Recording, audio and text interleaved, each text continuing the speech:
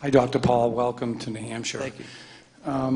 My concern is related to foreign policy, and there's been a lot of discussion about your policy regarding our safety abroad, pulling troops back where we don't feel they should be deployed. But specifically, we face some very serious threats in the Middle East, specifically Iran. Could you expound on how you would handle Iran in the minimum and maximum extremes of the cases that we possibly face with them? Because nuclear Iran scares most people. So if you comment on Iran. Well, it should scare us. All nuclear bombs scare me. And we've had way too many of them. But some of my opinions come from the experience I had when I was in the Air Force during the 60s. I went in when the greatest confrontation with the Soviets occurred in the October of '62. That's when I received my draft notice. Fortunately, that was over with by the time I got sworn in. Then I was in during the Vietnam era. But they had 30,000. They had them in Cuba. We had them all around their country. And we were about to have a nuclear exchange. Now, that's a problem.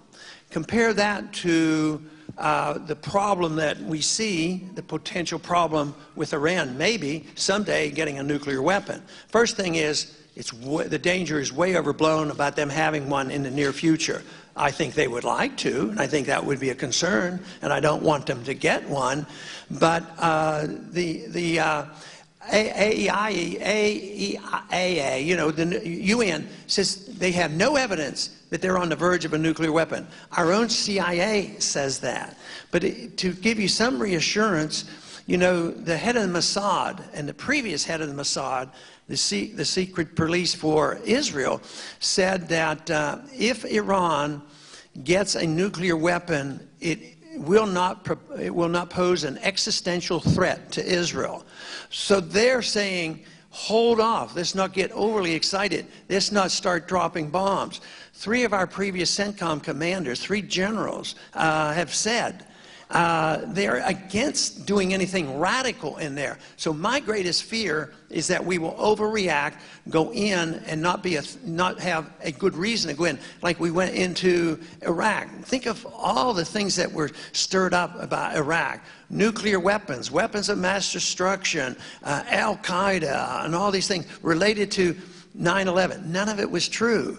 And then we ended up, you know, occupying Afghanistan. We've lost 8,500 Americans. We have about 45,000 American severe injuries, hundreds of thousands begging for help. So we should only go to war with a great deal of caution. And I'm just saying.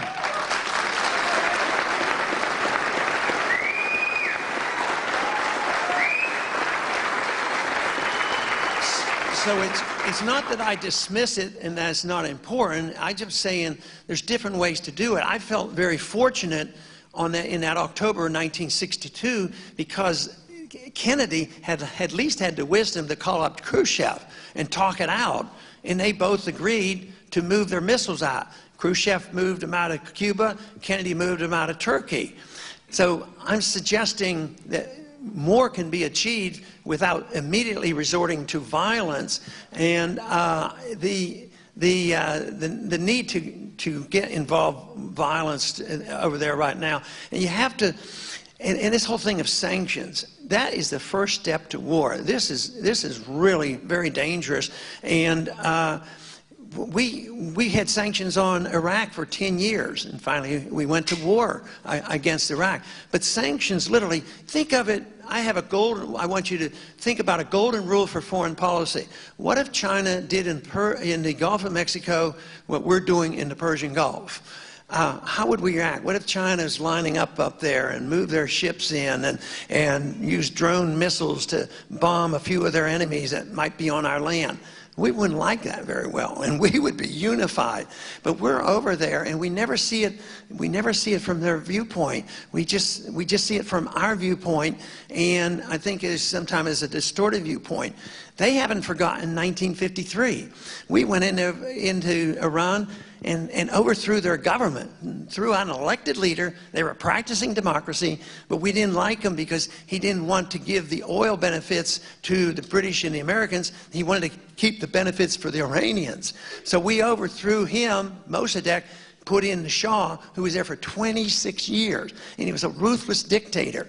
What does that do? That starts and stimulates radicalism. And that's how radical Islam got going in Iran until you had the mullahs take over in 1979. But most of us don't know that or care about it or see the relationship. But there are reactions to this. There's blowback. Our CIA knows about it. And this is why we should be more cautious. Also, I point about what happened in the 1960s and the 50s. The French and the Americans were fighting the Vietnamese for, probably we did it for 20 years. 1 million Vietnamese were killed. And we got over there and get involved. We didn't declare war. We just went in there and got involved in a civil war. Because we were going to stop the movement of communism. So we go over there, we lose 60,000 lives, and then we lose, and then we walk out. And guess what happened? There was no domino effect of communism. The Chinese moved toward Western economics. They have become our banker, and they're not doing too badly. And then the Vietnamese have become westernized. They trade with us. We travel back and forth.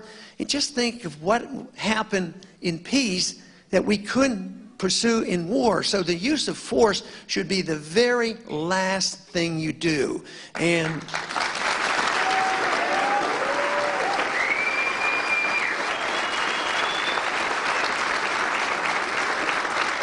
And also, I think it's worthwhile thinking, although this introduces a religious attitude, but I think there's nothing wrong with considering the just war principles that have been around since St. Augustine. And they're not bad principles. You fight war in defense, and you do it proportionally. You do it after you talk people, and you have to do it to protect your own people.